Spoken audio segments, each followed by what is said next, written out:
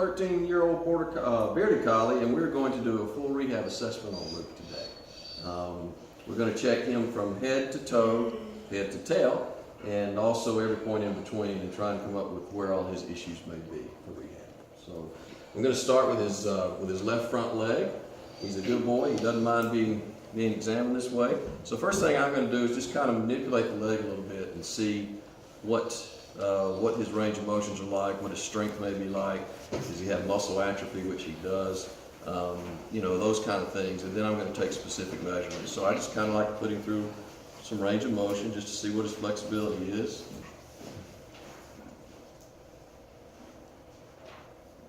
Take everything through.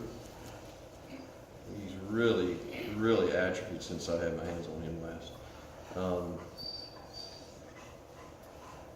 See how he's quivering right there? His trigger point's right there in that triceps. He does not like those squeezed. So then I might just manipulate the joints a little bit, see what they feel like, any restrictions or pain, swelling, heat.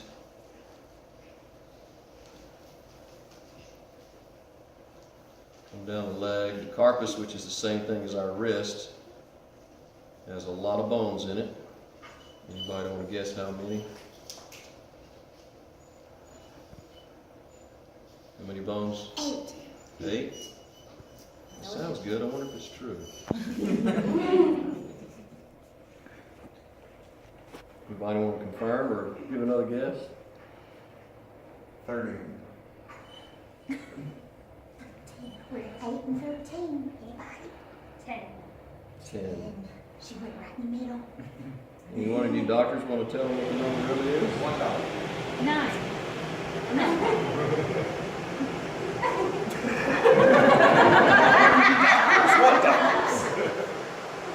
Where's she going?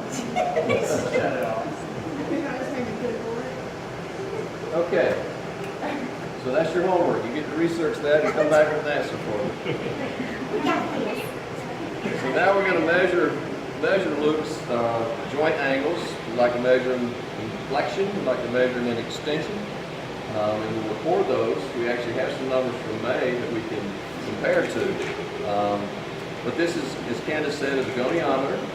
And it has numbers on it. And I like the big one because I can see it. A little tiny one, and I can't get it close enough, far enough away to see it. But it basically is going to give us the angles of his joints. So we'll start with the shoulder. I'll find the point of the shoulder.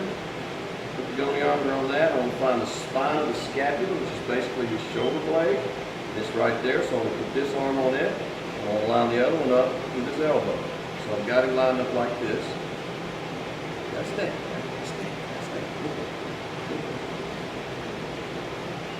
By the way, my legs are not on yet. They're only there if he tries to get up, he pushes against them and goes to fight. So what I will do is make sure I'm in alignment where I need to be, and I'll take my measurement. I get 37. So that will be left shoulder. Left shoulder. Flex. Flex, yeah. And I'm going to extend him.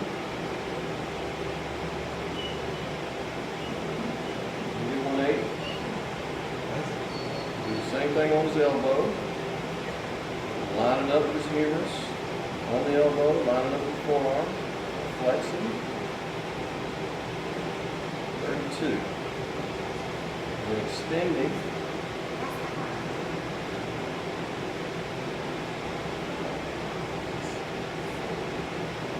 190. That's the part. Flexion is. Flexion easy. 165, too much there. This one's a little big for this little carcass. So we'll go with this one. I'll flex that. 37. Extend it. And this one sometimes really, some of these dogs are really hyperextended. 200. It really bothered me for me to do that, didn't it? You lay there, you took it, enjoyed it, probably. Some of them, when you get through, they move much better after you do the assessment, because you're stretching and helping to release the tension. done a pretty good assessment so far. I don't know if I mentioned after the carcass, I will go down to the foot, stretch the toes. Some of them are ticklish, as you know. If there's any restrictions, Labradors are really prone to having restrictions below the carcass and in the carcass, so you work with them a good bit. So that's pretty much it on the front leg. Range of motion was really good, even though I wanted to abducted. Some dogs can have shoulder instability, and the shoulder will just flop around when you do this. He has good control. Some of them will have really tight pectoral muscles, chest muscles, and sometimes you can't get them past here. And of course, you check other things too. Any questions on the front leg? So we'll do the same thing with the back leg. You have to see him stretch.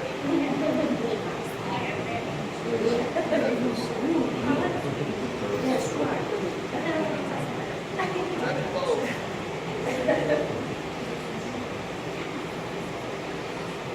Seven. Seven. Seven. 0.8 is worse I was Did you Google it? Of course we Did you could. Google it? No, I didn't. Said do research. That's right. So when I palpate his thigh, the front part of his thigh from his femur, the leg bone forward, pretty good muscles there. It does have a couple trigger points up here. Squeeze those, see, one feel good.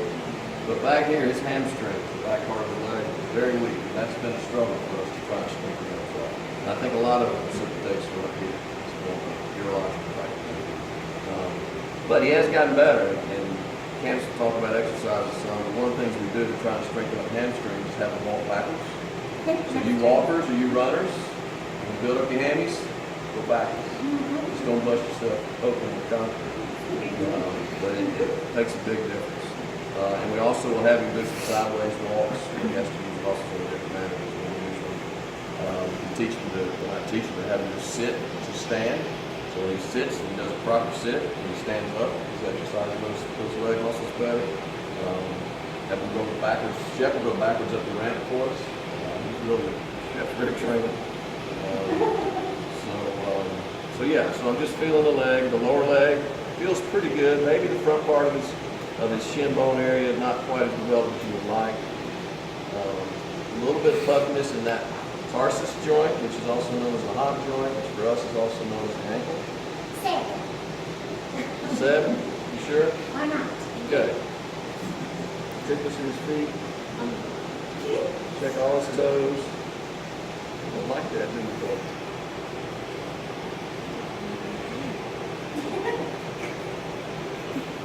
So, do that type of assessment, then we get his measurements. We put this right on the point of his hip, which is which part of the femur? You should know. I do know this. I'm zipping. So what is it? And like the So I'll put it right on the greater trochanter, and I want to line it up with the ilium, which is part of the pelvis, and I want to line it to the knee. Okay? the tail. Tell us the kneecap. Greater trochanter? Greater trochanter. So I got 40. So hip flexion. This is not going to be as pretty. 162. Oh, yeah. 30 is what. Yeah, a little bit. Dogs with hip arthritis, extending the hip is painful. So we've already improved his range of motion in this hip. So we'll check his stifle, which is also commonly known as the knee. 20 on that.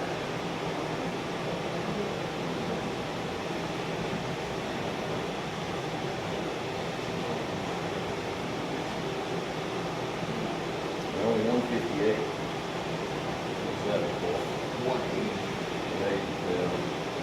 You can watch him when he walks on his back legs. He just kind of stomps along. He doesn't even trust him.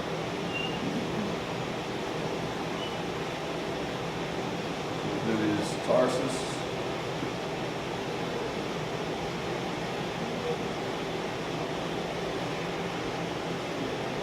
37.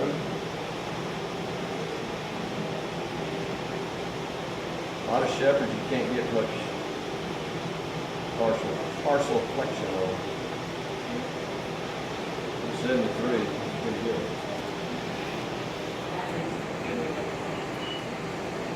Forgot to mention too, we always check the patella, see what the flexibility is there, the range of motion is there. You will get restrictions in that patella area. A lot of times we can break down those leads when we just manipulate like this. Free it up so it moves easier. So then we'll do the gulick. This always reminds me of Jaws. Remember when the lions in the water? Grab it up.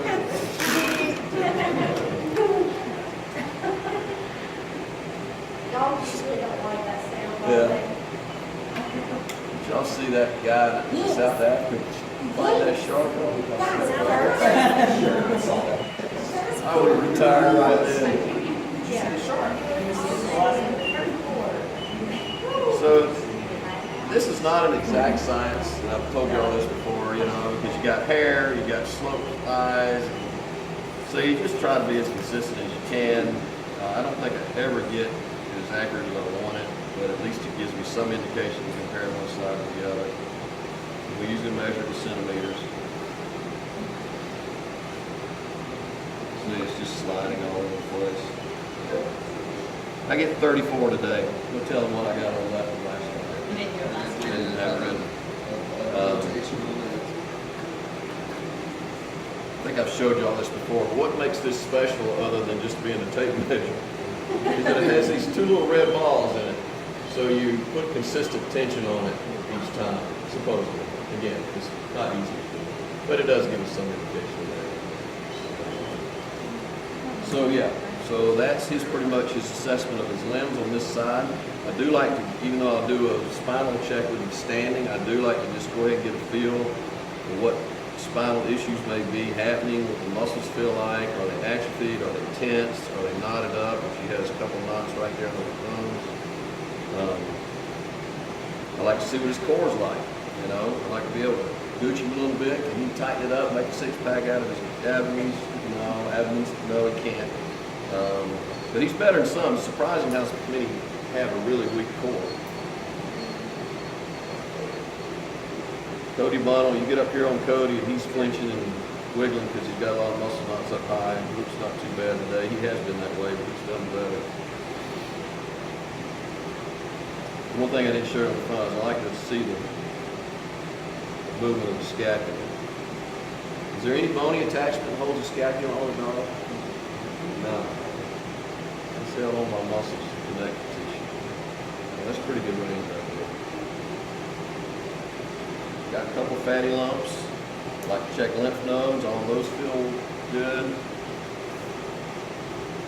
So then basically we can roll and repeat the same thing on the other side. I'm going to get in and get up now and look at the rest of it. Hey, will you wake up?